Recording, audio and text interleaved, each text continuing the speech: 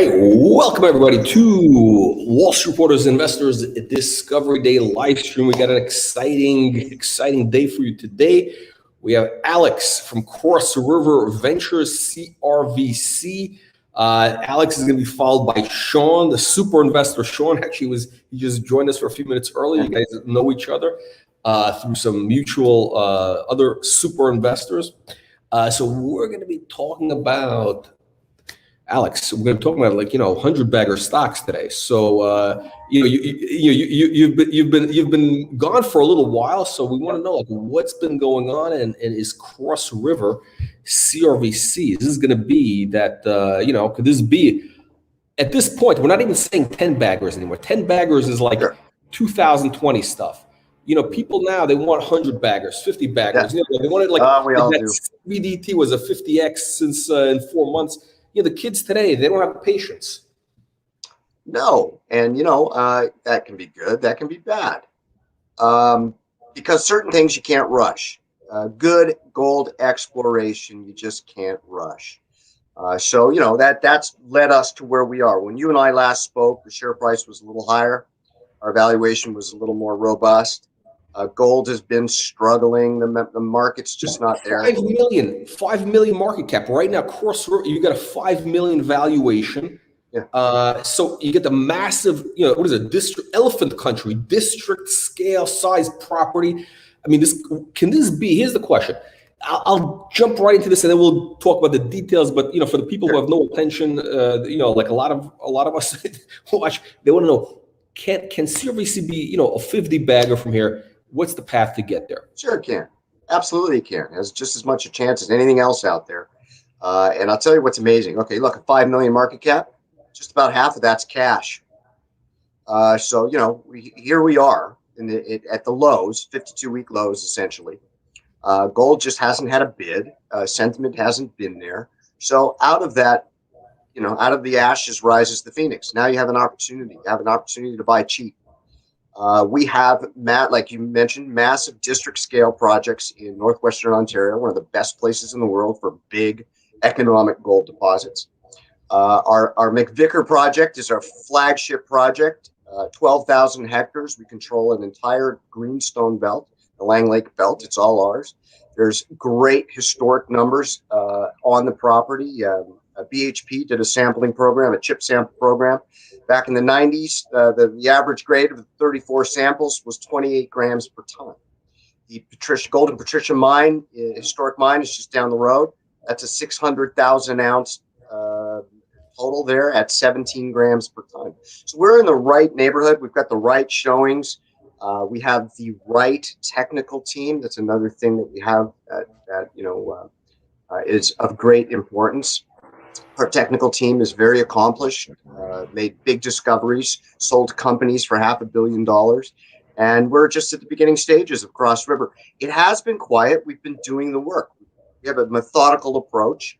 Let's talk about that, because I think for a lot of people, a lot of investors, they want to hear news like 3 times a day. They want a press release maybe 4 times a day. So they want to know what is, again, you have a process, right? First of all, there's a couple things going here, which is important to understand. Number one is the property, the project. I mean, it's in the right place. It is, which has produced, massive winners. So potentially this could be, an elephant, right? Absolutely. Then you have the team. And so now you got to explain, I think people want to know is what's the process? What are going to be the milestones to get this thing to, you got a 5 million market cap. At what point will this thing be worth 25 million, 50 million, 100 million, 5, 10, 20x? So lay it out. What are you going to be doing the next couple of months? Yeah, absolutely. So what we're in the process of doing, we've been doing data compilation, really just desktop work to get as much information, historical information on the projects. And we have a robust a lot of projects in our portfolio. I only speak of McVicker, but we've got look at our website, crossriverventures.com. You can see all the projects that we have. It's almost 30,000 hectares in northwestern Ontario and even a BC property. But the process is this: data compilation. Then we begin to target areas. We're going to do some flyover airborne geophysics called Lidar Surveys. These light up the faults, the folds, the breaks, the places where gold deposition is most likely to occur. This identifies that, then we get on the ground, we do ground reconnaissance, we do sampling, till samples, we work our way across the projects, and then we determine where we're going to put the drills. So we could drill tomorrow, but our likelihood of success drilling tomorrow is just not going to be there. We need to do this to get to the point where we have the best path for impactful discovery and significant drill intercepts. And then when you see the size of what we have, the people involved, we have 30 million, 29 million shares out. We're still very early in the game. We have cash in the bank. It ticks all the boxes for a good explorer, which we'll talk about, which you need in your portfolio if you're going to ride a bull market. Yeah, no, listen, the gold thing, I know everybody's been distracted by the dog coins and this coin, that Bitcoin, all this crazy stuff. Yeah. But, the gold is, this is the one thing it's the one thing that never has gone away. It's been around since, the planet was created. It's always been a store of wealth. And I just was listening to a great economist, there's a guy on YouTube. There's a couple of guys who've been saying, this guy's not a crazy guy. He's saying gold, he believes by this decade, he's not 10,000 on gold, 300 on silver. And he let up because there's going to be hyperinflation. I mean, it's already happened. I mean, you get this money printing, all this stuff going on. And at the end of the day, look, with the Bitcoin, whatever, gold, Bitcoin can be 500,000, which it could, right? Gold should be 10,000, right? And at the end of the day, this is the one thing that never goes. I actually have. Who's the guy? There's a famous technology analyst. Who's the famous tech analyst? He was a big tech guy, and then he switched to gold stocks. He said he says the first time he held a gold coin in his hand, all of a sudden his perspective changed. All of a sudden he understood what is, and this was what gold was for. And speaking of which, I have here. We got that came out of the ground. This came out of the ground. No, this is you feel it in your hand. It's got in its raw form, it came out of the ground. And this is the age-old, gold exploration, gold wealth, gold holding wealth. It's the real deal. This is like the real money. It's always been a hedge against. It's always been a hedge, and it's just it struggles occasionally. But look, we think it's struggling. Go look at a 20 or 30 or 40-year gold chart and tell me that the price is struggling. It's not. No, I think right now, no. And it's interesting. Right now, the chart is actually looking really good. Like I'm a chart guy, really, and I'm saying this is right now. It looks like it's had that correction. It's right now ready to start moving. It did until this morning, and it took a little dive again. But still 1775 is when I remember. It's perspective. When we cracked 1700 the first time on an ascension, it was a big deal. But now when we're playing in that on a dip, you see 1700 in a different light. It doesn't look the same, but it's the same number. It really doesn't change. We're in rarefied air. This is a good, strong gold price. Very economic for people in the mining sector at this price. So will we get back to 2000 plus? Probably. All of the things in 2020 that sent it there are very much alive. You've got variants on the coronavirus. You've got saber rattling with Russia and Ukraine, and there's a lot of global tension. There's a lot of money printing and inflation on the horizon. So these are the things that typically have vaulted gold to strong prices. So it's going to happen again. You can't keep a cloak underwater. No. This is look. I mean, this is gold. I mean, gold is really the only one of the assets that has not moved. Like imagine this Bitcoin, because essentially people are using Bitcoin as a store of wealth. That's what people put in it. It's a store of wealth. Until your account's hacked and that wealth disappears. Yeah, but the gold, and it's funny. The gold hasn't moved in this, with this inflation trade, and this is we're going to see it's going to kick in probably in the next few months. You're going to see once gold breaks out of that 2000, it's going to move, and it's interesting. It's just like your stock, right? It's like right now it's at the lows of the year, and it's interesting. A lot of our biggest winners ever they all came out of the lows of after they debuted, they dropped lower, and it was like, oh my god! And then all of a sudden, ebb and flow. Like a phoenix. the market is all ebb and flow. It's never a straight line. It goes up, it comes down. There's sentiment is the biggest driving factor in all of it. Sentiment does things, that no one else can do. It just happens. All of a sudden, there's, a mass entrance into the market, into a sector, and everything changes. So, gold will have that again. But these are the days, these are the times when you have to look for the bargains. You look for what you think is going to turn things around. For us, it's really going to be about drilling and discovery and turning the next one of these projects into the next big thing. And we feel we can do that. Certainly McVicker is on everybody's technical radar. Everybody knows about it. We know what we're going to be drilling into. We just need to hone the targets. We'll get there, and hopefully we do it in a really robust gold market. What do you think? I mean, okay, so let me ask you this question. Based on, okay, you got the project, you got the great team. We can talk about the team later, but what would need to happen? What would be the catalyst that could get the stock to, let's just say, it's to $1? Like, what needs to happen? So basically a 5x from here, 6x. Yeah, a drill hole. But you're going to need sentiment. So even if we drill that hole today, yeah, we'd see a bump, we'd see some appreciation, we'd see some love.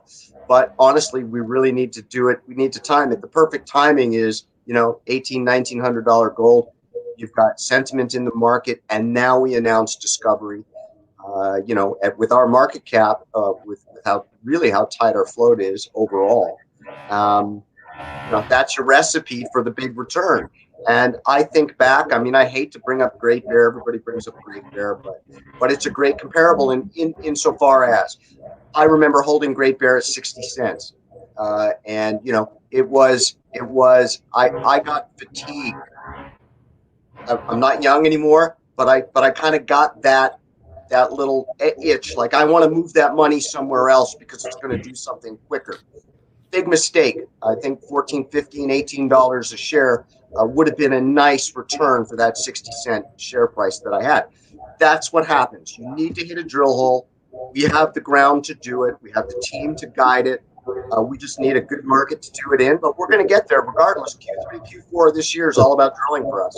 Okay, so basically you're going to start. Okay, so the idea is, if I'm getting it correctly, essentially you're doing the kind of the basic exploration, the lidar, all the other stuff, but the actual drilling you're going to start in the third quarter. And I think from what I'm getting the sense that you kind of want to time it ideally if gold is higher, like 1,800, 1,900, because then you hit the maximum, or no?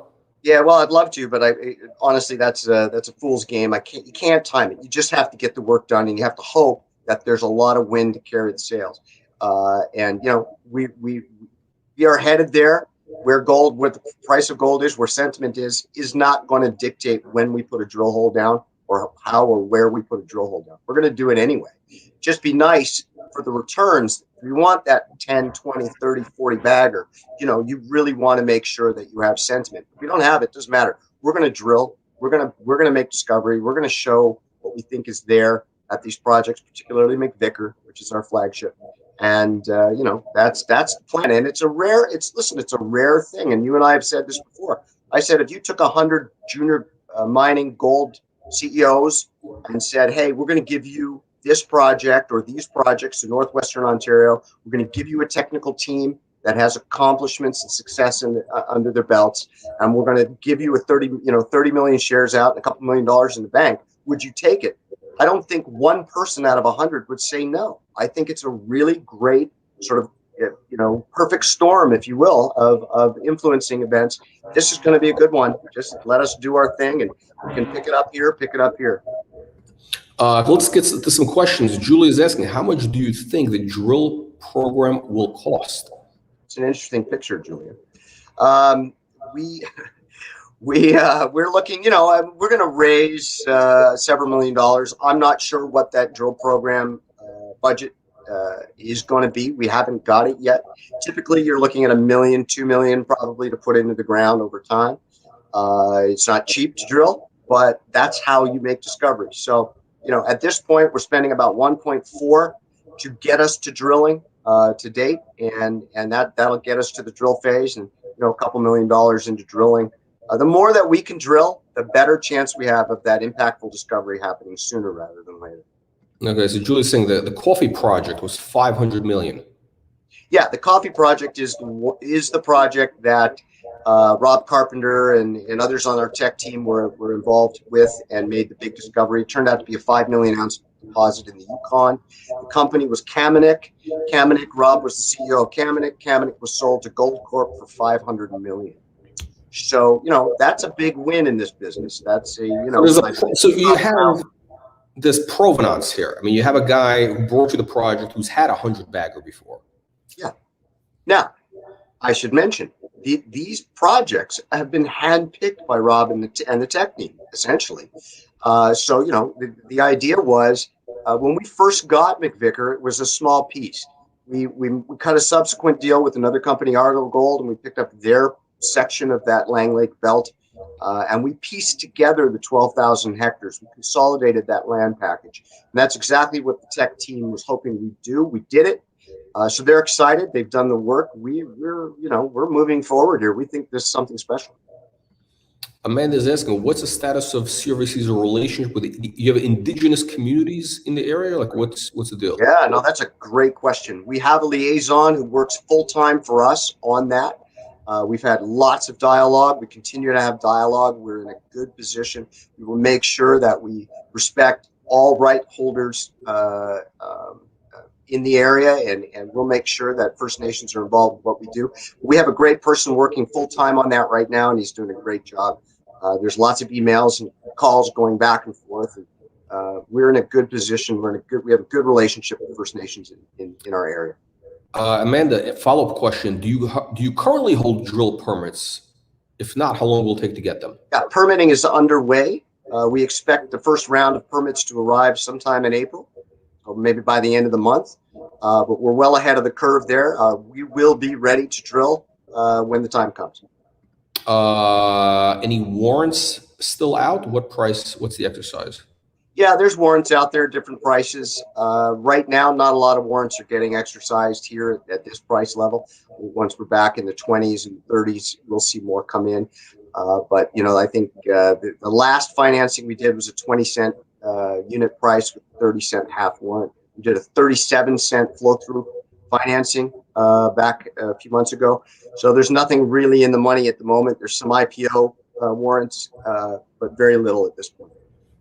Okay. So bottom line is right now is if you had to sum up today, what's the reason for investors to want to buy the stock right now? What would you say top 3 reasons to want to get into CRVC right here?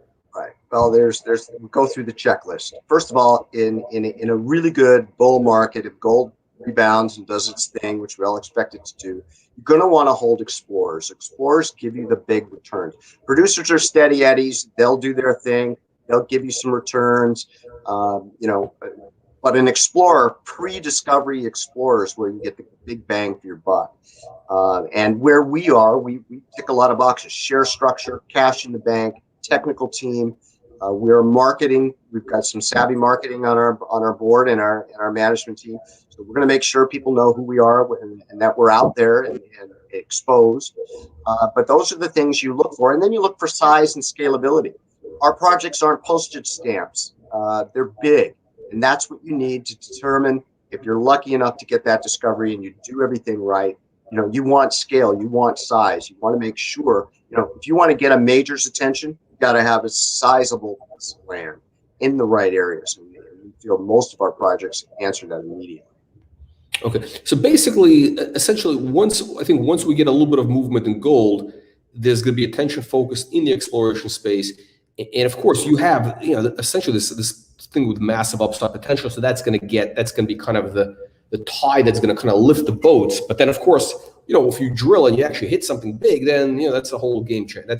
They've had 500-gram samples, 800-gram samples on the McVicker project. Those are not to be sniffed at. Those are not anomalies. They're not mistakes. Something's there. That chip sample program from BHP at the Cello vein at 28 grams per ton average over 34 samples. Those are eye-popping. This place is screaming to be drilled. And drilled methodically and with new technology like Lidar, aiding and guiding those drill holes. So we're in a really good situation. Michael's asking, I guess, which major gold companies are nearby might be interested in acquiring CRVC? We have regional maps on our website. You can see who's in the neighborhood. Northwestern Ontario, the Archean belt that we're on. They're all the majors are there. Big companies abound. It's certainly where you want to be. But here's the interesting thing. You look at Nevada. Nevada's really the gold capital of the U.S. in terms of exploration and development and producing mines, and it's been explored robustly for 100 years plus.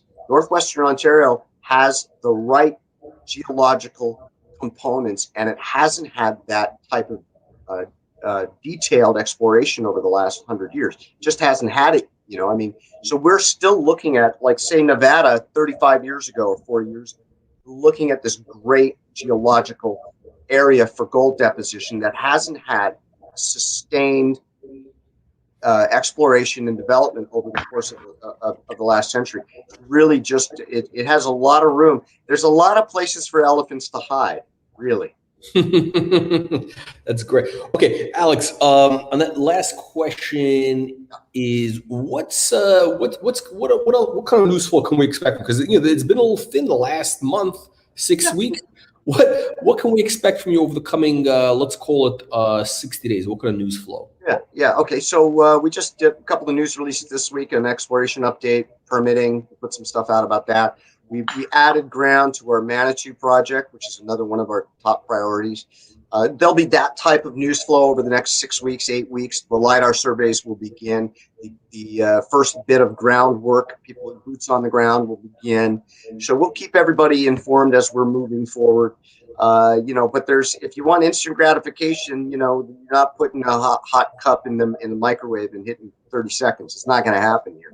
We're going to do it right, and we're going to make sure that we put the holes where the best impact will be, and that's our goal. So it's not going to happen today or tomorrow. If people are really looking for a trade, this may not be the trade. If you want to make an investment, you want to buy it at 17, 18 cents Canadian, looking for what might be down the line, then this fits that criteria for that type of investment.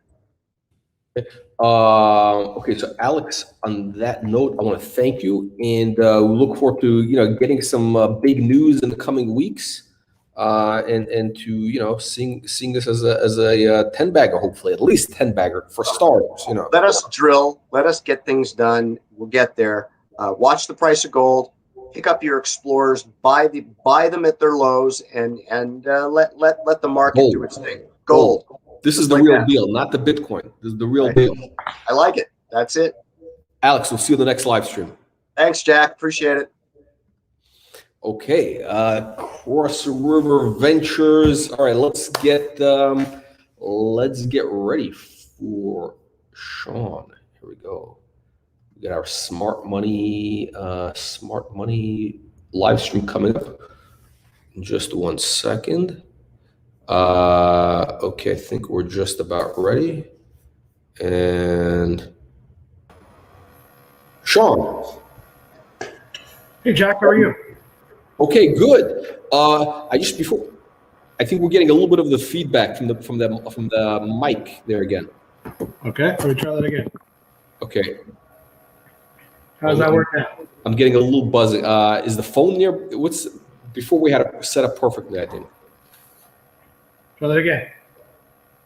Okay. I'm hearing like, what's that? Like that. Okay, maybe there. Try maybe lowering. Do you want to lower the volume a little bit on your computer? Yeah, I just did. Okay. Yeah, there's like a buzzing sound, almost like one of those electronic things. Okay, but we're gonna figure this out. I mean, the content is more important than the sound quality, I think, in this live stream today. So. Let me just do a quick intro for this. Is going to be on this live tape, as we call it. Okay, welcome everybody to Wall Street Reporter's Smart Money live stream. We are back with super investor Sean Black. of the famous Canadian restaurant entrepreneur and super investor. Sean, welcome back to the program. Hey, Jack. Thanks for having me. Sean, listen, this is you were on earlier this week, and talking about the Tetra right after we had Guy. You explained kind of your perspective and why you invested in the stock. And I think a lot of them, I think what was interesting is a lot of investors, finally they were able to understand the story, because it's a little bit complex, and you kind of broke it down in plain English. You were able to really articulate the thing, and all of a sudden we're starting to see the stock finally move. And I think people are understanding why this is, potentially a $20 stock. I know it sounds crazy, whatever. Now it's 30 cents. It was 18 cents when you were first on. Now it's 30 cents. So, Sean, I guess before we get into the audience questions, I want to ask you, how did you get involved? What got Tetra on your, how did this pop up on your radar? And why did you buy the stock? Well, geez, that goes back quite a ways. I ended up through one of my really good friends. There was a connection to the co-founder.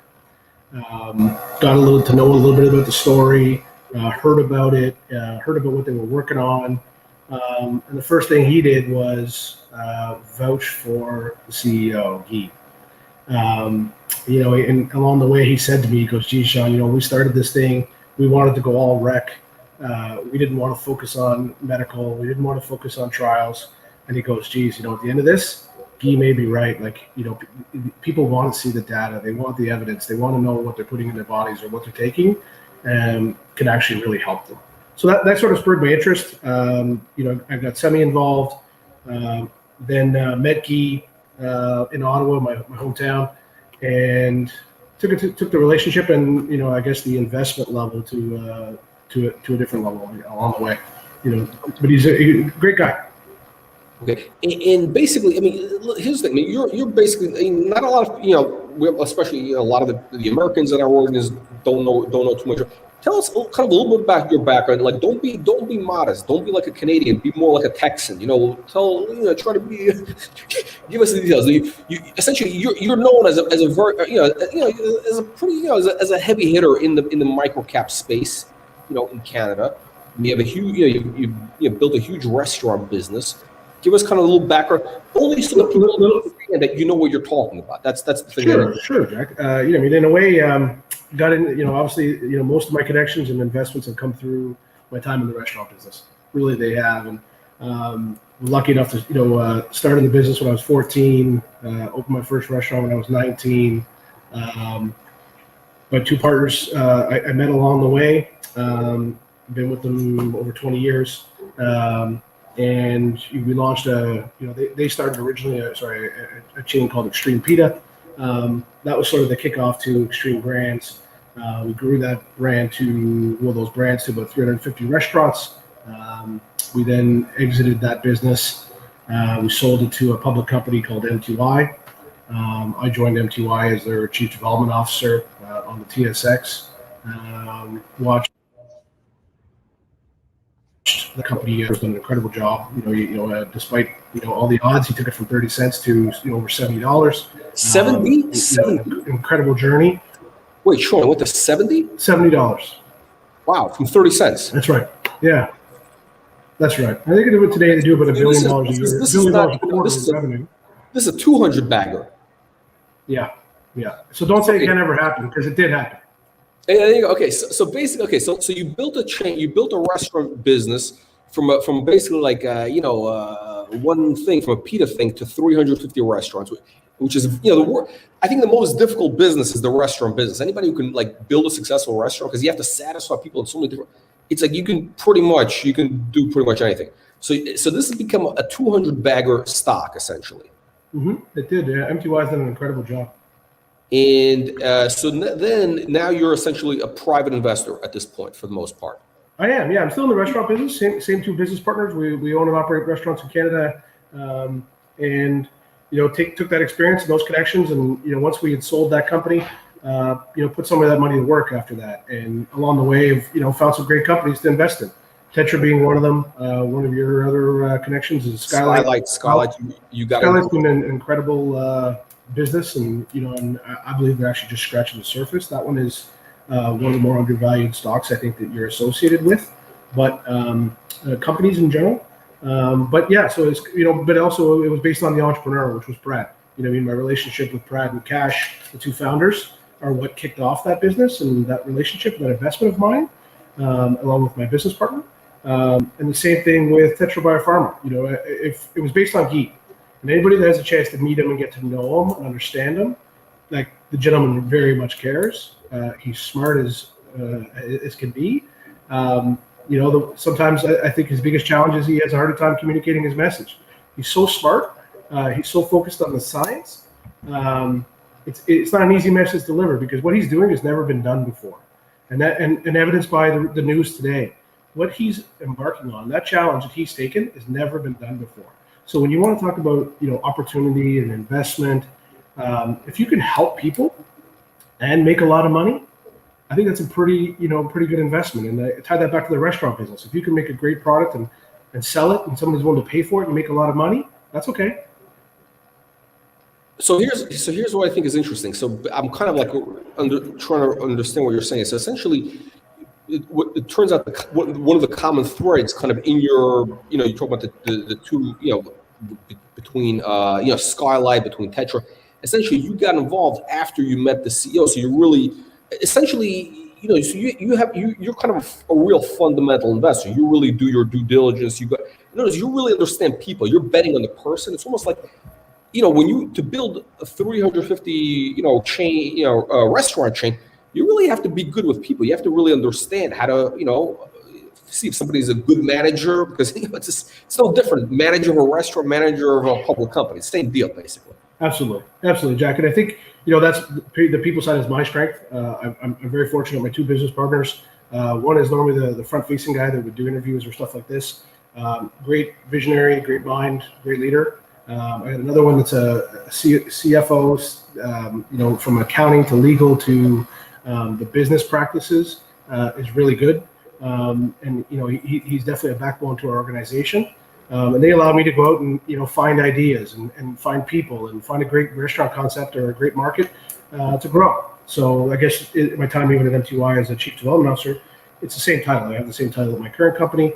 So I do often bet on the CEO. I do, not always right, but thankfully when I have been right, I've been really, really, really, really right. And Prad's one of them, and so is Guy. I know it is. He gets a little bit of flack because he's got a bit of an accent, coming from Quebec. And he's from Canada. And his third strike against him, I think why the stock was where it was, is he was traded on the venture originally. So if you're on the venture, you're French, and you're from part of Quebec, that's a big uphill battle to start from. Let's hang on. Let me just see what we got. Let me just catch up with a couple of things here. Okay. So Sean, here before we get into so your thesis essentially is that, and we're going to get into today's news. So what we're going to cover is the big focus is going to be you're going to explain two things which are critical right now. Today's news, you're going to put it into context in plain English, and most importantly, you're going to talk about this patent thing that's kind of leaked out. That's sort of bubbled up on social media, which could be, a game changer. But first, to recap for anybody that's new, just in like 30 seconds, if you can, what is your investment thesis? Why do you think that TBPMF for the Americans in the audience who've been buying the stock the last couple of days? What is going to make this a 100-bagger stock, in your opinion? Okay, the entire reason for why, the entire philosophy of Tetra, if you look at everything that they do, typically it's based on inhalation, and they have championed it. They have patented, they have multiple patents on inhalation. Obviously, one I'm going to talk about in a minute. But what they've done and what they've developed, no one else has done it before. You know what I mean? Like some real smart money. In my due diligence, when I went around and asked people that are in the business, they said, yeah, if he gets this across the finish line, he's going to, make an incredible amount of money. And he's going to get a serious payday. And if you look at Tetra, what they're doing, even on the pain category as an example, Nobody's ever done it before. GW Pharma tried to do what Tetra's doing, and they failed. They failed in their trials, and everything that they did was based on oral. So, if you look at cannabis, it's been around for, generations, what I mean? And inhalation in general, it's survived years and years and years of, of testing and tried, whether it's in the black market, the regular market, it's been around, but it's all inhaled. And that's where Tetra separates themselves. They are the experts at inhalation. So when you see some of their pieces and what they've done with a cannabinoid and that news that's out or that patent that's out, there's a reason why, I believe they're going to be successful and in a material way when if something's never been done before and you potentially have a patent on inhalation and your drug can either relieve people's pain, which, the pain category today is, more billions than I can count at the moment. And if you can also transfer that and to other indications, I think it's going to be absolutely a game changer. So they're not just a one-trick pony. They're not just about pain. Their other piece about the cytokine storm and dampening them and lungs. That piece is incredible and is going to play a factor in, I believe, one of the biggest unmet needs in the pharmaceutical world today is sepsis. I don't think there's a cure out there today as an antiviral or as a therapeutic for sepsis, and I think Tetra is very close to doing it. So if they can do two things, if they can deliver in this head-to-head trial, which was out there today, a pain relief for people. That today, typically, when you go into morphine and you have to wait, as an example, some of these drugs, even inhalation, you have to wait 3 hours for pain relief, even for cancer or for something. If Guy is able to deliver something that's instantaneous, and it's unbelievable, the value of that today to an average patient that gets to avoid opioids and get instantaneous pain relief, it's unbelievable. Like, I don't know what part of the world wouldn't be interested in that. Okay, so essentially, so this is like, this is a no-brainer, right? Instead of if somebody's in serious pain, do they want to wait 2-3 hours before they get the relief from morphine or whatever it is, or do they get it instantly with something that's not addictive, which is the thing? Okay. Okay. So what's realistically, when do you think that this could be on the market by next year? They'll get approval for it to be on the market like next year, as Guy says. I do believe, and I believe 2022, like mid next year. Yeah. Well, there's also a couple things that people miss. Once you have a phase 2 trial approved, let's say it's for COVID, or let's say it's for for pain and a couple of these pieces. There's a right to try program, and there is an unmet need. Guy can go and get a fast track approval and get this to patients. So if patients request it, he has to supply it. So I think people are missing the fact that this isn't 2 years away or 3 years away. He could have this product in the market much earlier. I think as he moves along, he'll likely JV on one of the bigger drugs. That'll help it expedite the process because someone will have bigger capital, bigger resources. But you're talking about drugs that can be $5 billion a year plus in sales. It's unbelievable. And $5 billion plus, essentially. It's a $5 billion plus. That's only one of their drugs. One drug, like Calms is an example, or Quicksleep. Yep. Quicksleep, I think, was about $2 billion a year, and the Calms program was north of $5 billion a year, and that's just in North America. It's not even a matter of if they go outside of it. So the upside potential is incredible. That's why I'm here. I'm okay with a little risk, and I try to mitigate my risk by betting on the right individual. And once I understood their science, and just so you understand, I had guys that understand science a lot more than me do their due diligence.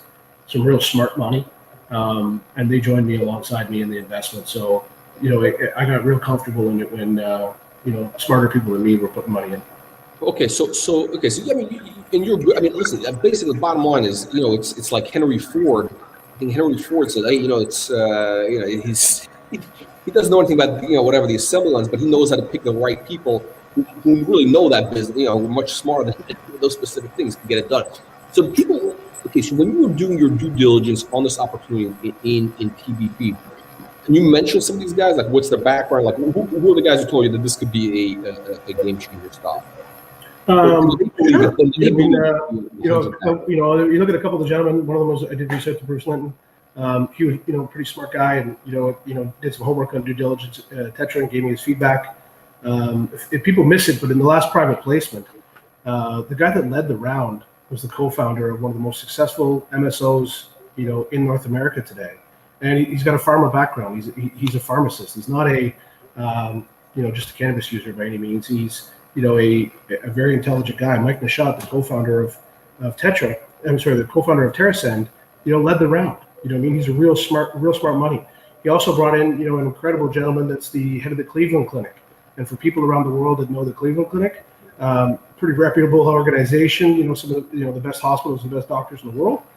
He participated as well in the private placement, and the list goes on. So there's really, really, really smart people that have participated in this and, wrote checks. And for me, it's pretty good validation. I just think some people just didn't read the press release, didn't do their due diligence to understand. I respect Mike a lot, very intelligent guy, doesn't throw his money around, doesn't attach his name to many companies. He believed in what he was doing. And, the one word he came out of his mouth when he said is, if he's successful with this drug, you'll have a unicorn on your hands. When you say unicorn, when you say unicorn, what does he think the upside on this is? It's what are we talking about here? It's more than any of the numbers you've talked about today. More than the numbers I've talked about? Yeah. More than 100x? More. 200x, like your other company? An antiviral or a therapeutic for sepsis would be worth more than we both can imagine. Okay, so this could be a massive one of these super. Yeah, ultra. It is. Okay. It is, and that doesn't touch on today's news. Today's news is incredible. People aren't realizing when they see that news today. He's already moving to the patient trial. The product's already been shipped, which means he already has his export permit. He already press released that the trial's approved. If I know Guy well enough and all, going head to head against morphine, there's going to be a lot of eyeballs on him. He's going against a multi-billion-dollar drug around the world, but in the United States, this is the first time ever a cannabinoid has been up against a narcotic. That trial alone is precedent setting. The fact that the FDA approved it is unbelievable. And if I know Guy at all, that product's already been shipped. My guess is the AGM comes up, I think it's May 28th. I'm going to say that he'll have the first patients dosed and results in his hands before he comes into that AGM at the end of May. So people are wondering, oh, this is so far down the road, this is whatever.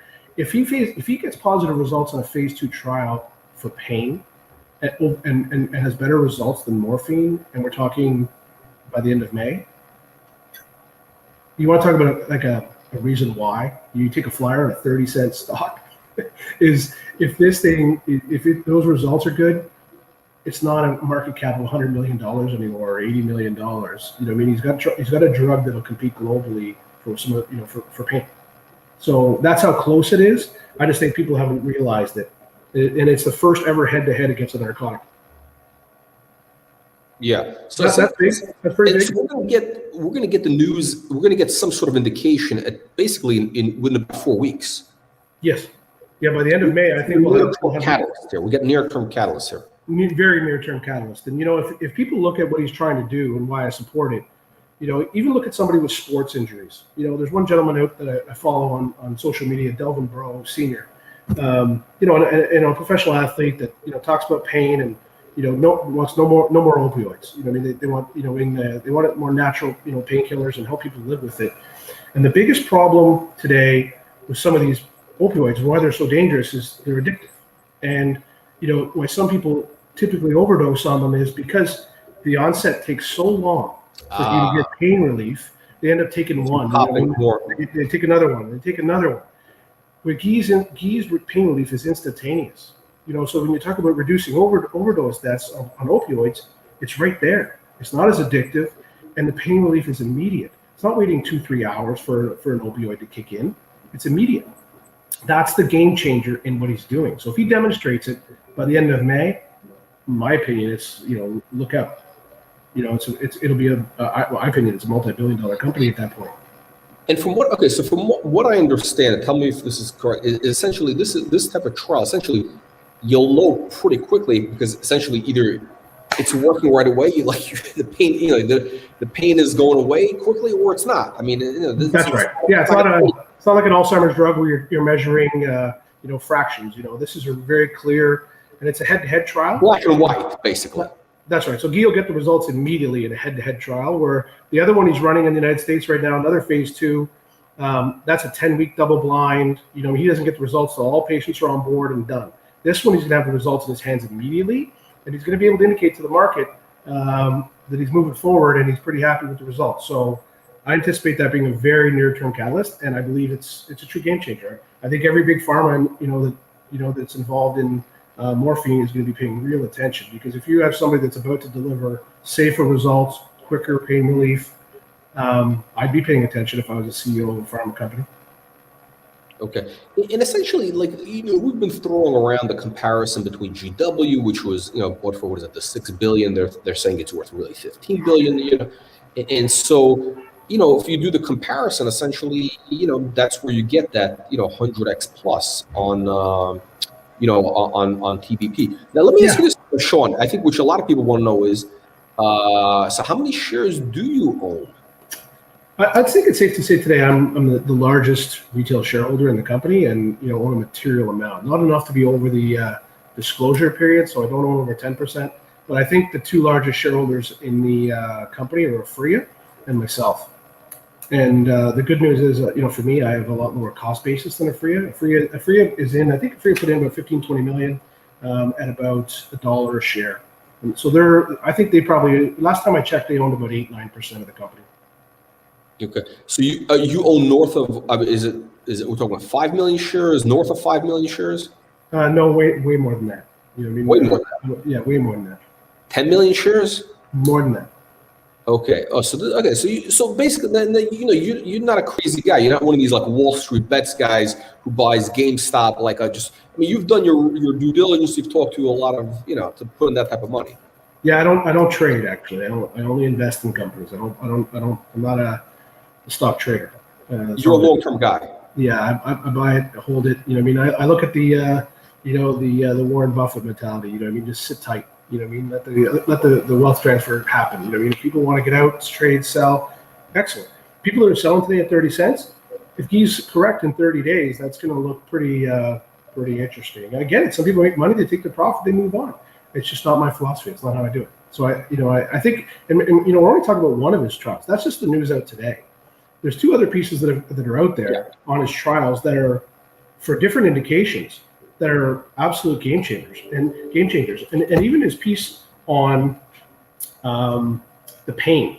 When he does a head-to-head trial like that, if he's successful, he's going to be able to expand it and go after other indications, which is the part that I think if people finally figure it out, they're going to be like, wait a second, he could do what? Because when you do a proof of concept trial, you could take that indication and use it across the board. You can start testing on other pieces. So it's not just a one indication drug. This is going to be significant.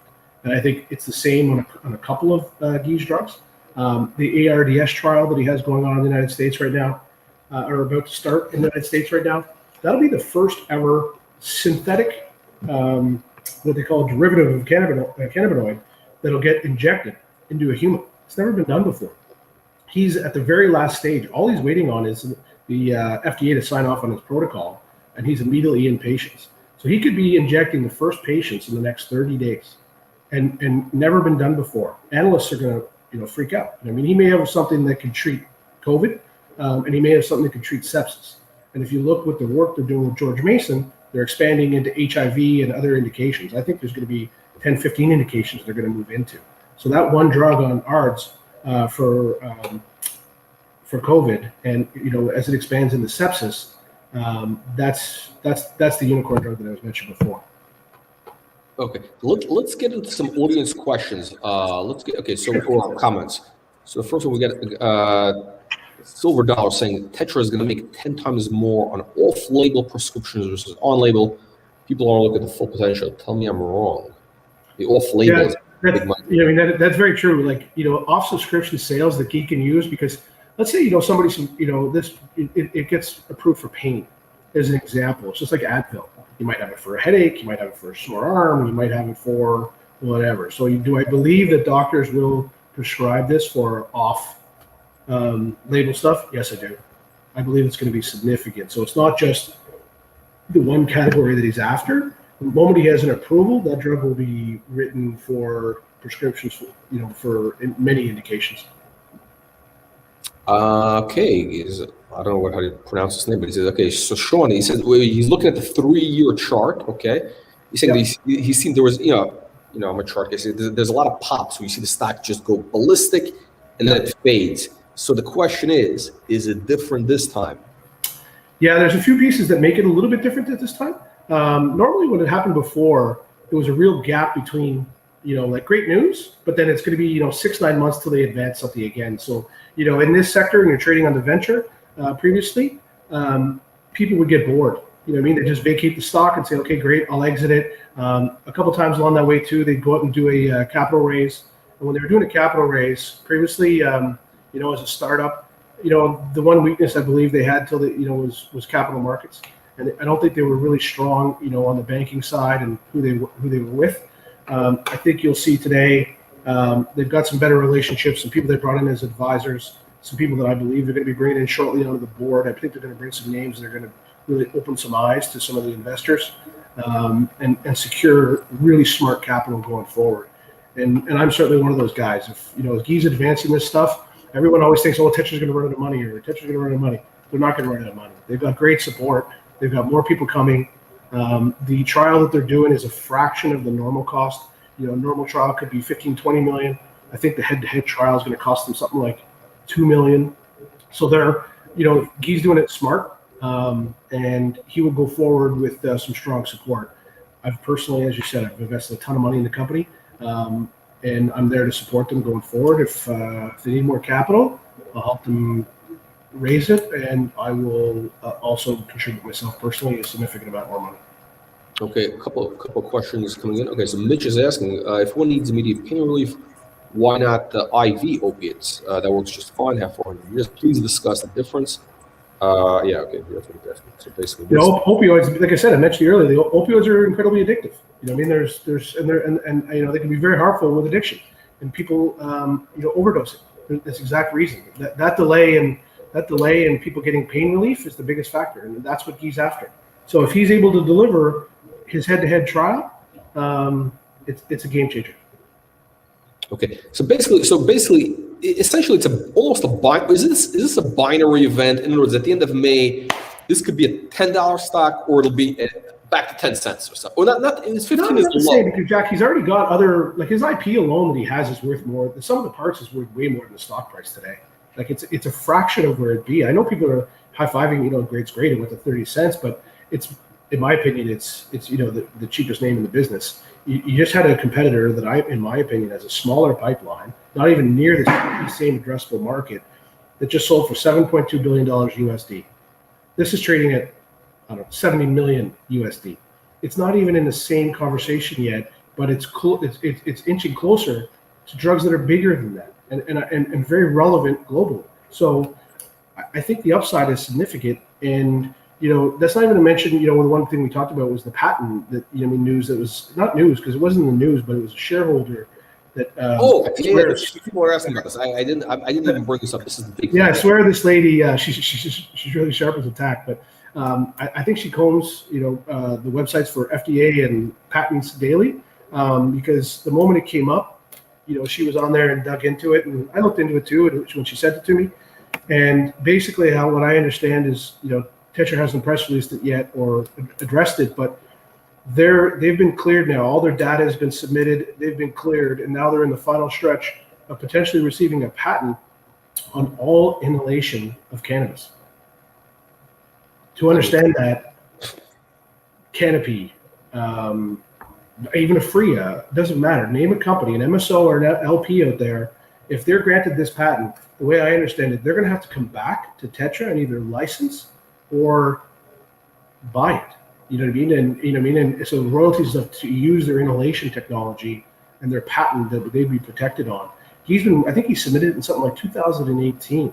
So he's been sitting there on his hands, waiting for the patent office to address it. Now they did, and it's moving forward. It could be granted any day. It really, I mean, like he's that close to it. And if I'm an LP, I'm getting first in line, or an MSO in the United States. I'm getting first in line and buying that patent or licensing it as fast as I can, because imagine having to pay Tetra royalties or money forever to do inhalation. Well, what does that mean? So how would that affect the cannabis industry? In other words, in any type of if you're selling joints, you would have to pay. Guy's the one's got to explain it better to you. But let's say as an example, like Canopy sells a ton of the product that they use for the Storz and Bickel product. Storz and Bickel is one of the the fastest growth segments that the Canopy has. Tetra is licensed to it. It's an inhalation device.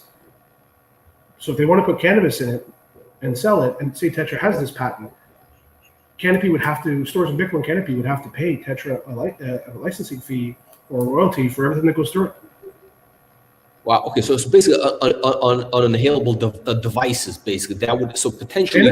Anything with inhaled cannabis, the way I understand it. Now, I did call Guy this morning. I did try and get some information on him.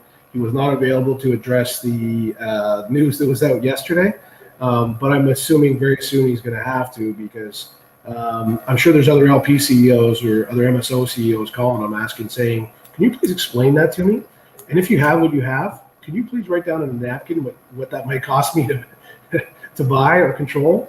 I think I would be one of the first guys on there if it was me, but we'll see. Guy will disclose that shortly. So when you want to talk about, this is only a fraction of what they have, but these are the three of the two biggest drugs, in my opinion, that they have in their pipeline. One to go head to head against a narcotic and an opioid is massive. You start competing with fentanyl, or you start competing with morphine, it's pretty big. You then take your other drug and you provide either a therapeutic or a antiviral for sepsis or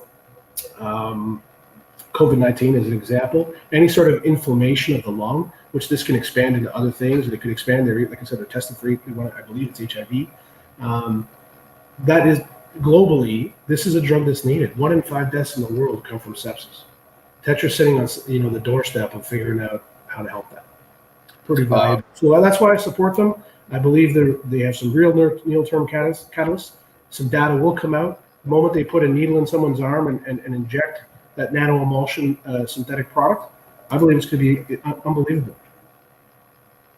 Ramsey is asking, Sean, what is your estimation that this will produce the results you talk about by the end of May? In other words, what I guess he's asking, what's the probability, do you think, of success? And I'm sure you've talked to some smart guys in the pharma space. What's the consensus? Remember, Tetra's already done this trial before, on a phase 2.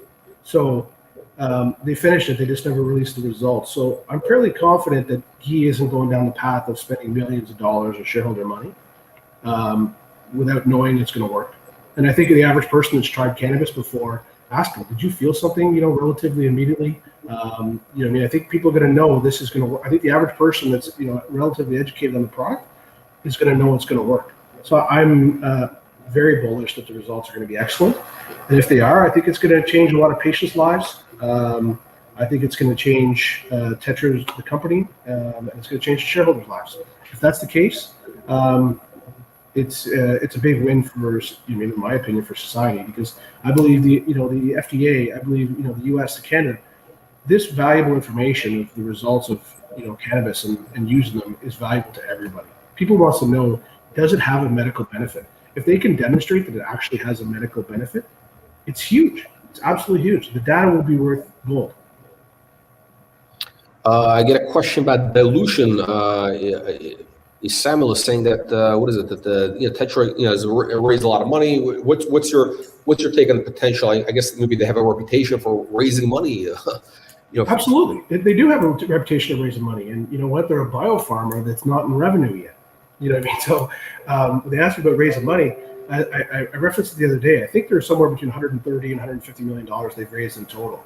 GW Pharma's raised, from my records, over 800 million dollars. So they do get bagged on a lot, and trust me, I'm all over Guy and the CFO and the team about how they spend money or how they allocate it and returning the best possible return for shareholder capital. I give them a hard time about it all the time.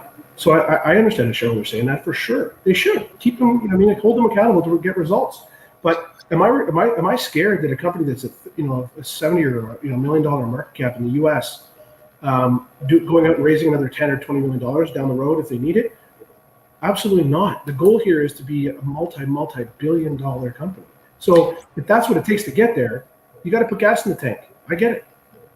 Yeah, it's interesting. I would say, one of our previous big winners in the last biotech pharma deal we had was a company called Cytodyne, CYDY, went from 50 cents to $10. This is 20x.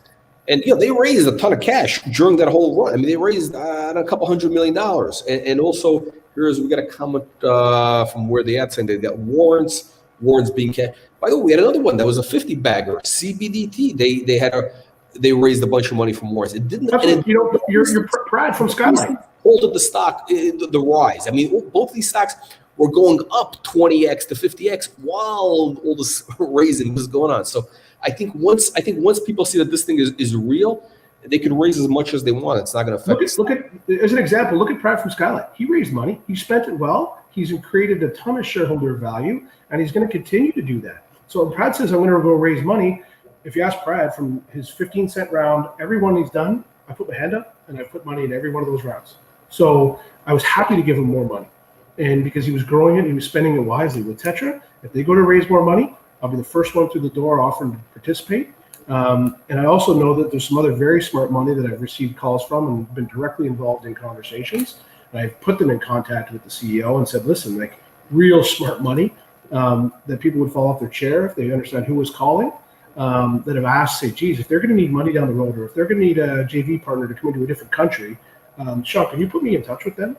I can tell you I have. I have no idea where those conversations have went, but I do know that I've kept Guy's inbox and his voicemail pretty full with people that are calling him, because if there's a chance that this is the case and he has what he has, I don't think it's a mistake that real smart money, like I said, led that last private placement, and there's a lot more money knocking at the door. So for a shareholder, would I be more concerned that they're going to dilute a little bit along the way to get a multi-billion-dollar drug across the finish line? No.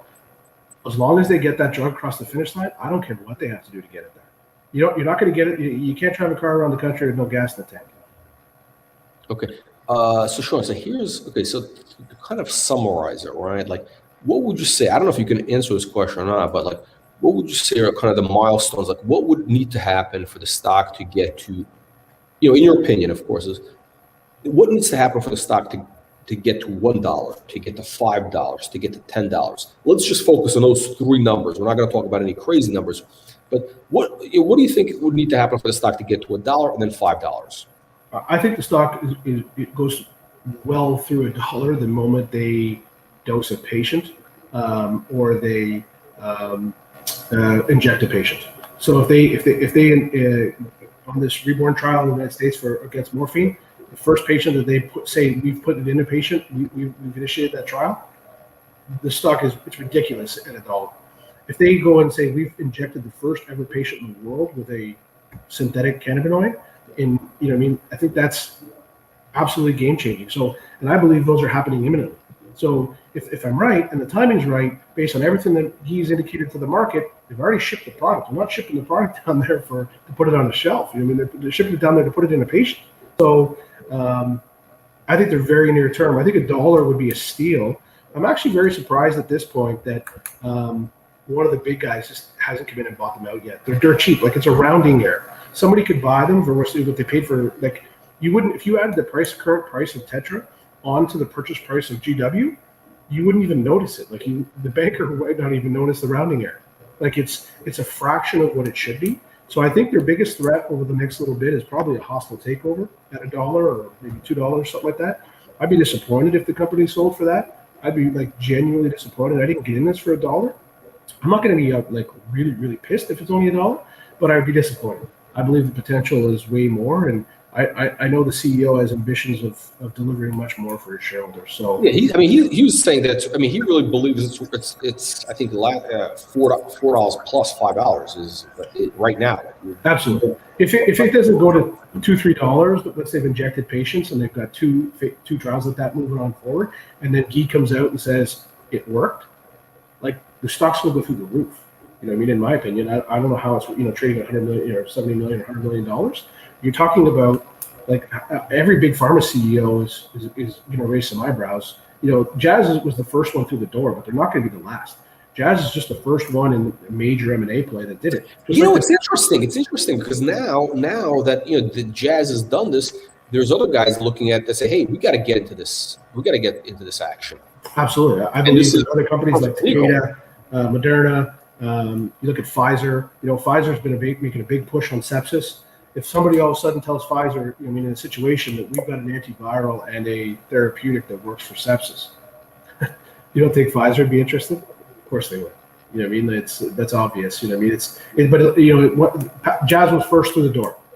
Just like the beer companies that joined the cannabis companies, or the big tobacco came in and joined. Those are big statements, and I think you're going to see more big pharma, and M&A space is going to heat up dramatically. So I hope Tetra gets it. Through a JV. I hope they don't sell. I think it'd be a shame if they sold early.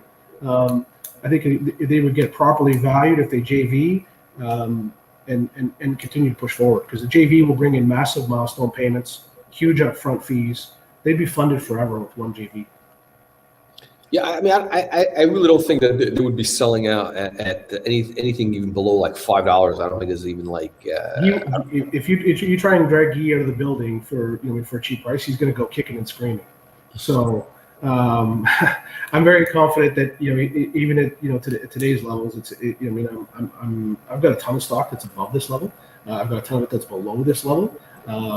But Freya's got it in at $1. So I'm pretty sure they'd like a return on their investment too. They didn't put it in $1 to sell for $1. 2-3 years later, that's not the case. I think Freya's pretty sophisticated in their investment and is looking for a return. So I'm expecting a pretty impressive return here over the next 90 days if the results come back and are positive. So catalysts are literally 30 to 90. So near term, we're talking. This is not biotech. 5 years out. Bottom line is we could see some real action in the next 30 days, really. Absolutely, and I think one of the things they did is they put in a couple of press releases before, and they said by 2026 or 2027 we're going to generate $600 and some million in royalties.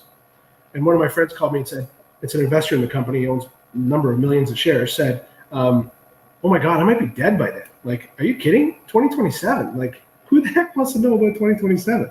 And I was like, good point. I said, yeah, I read that, and I was kind of scratching my head too. But that's, as it grows, it's to that. But it doesn't mean when they start, like when the payments come in and they start sales, those are immediate. They've already announced they have another drug that'll be in sales by Q4. So these drugs here, if there's that's the one that's like it's an $80 million market. That's right. That's right. But a phase 2, patients can request this on a phase 2. So he could have a phase 2 for sepsis or phase 2 for COVID that's been tested. He could be supplying it to patients really quickly.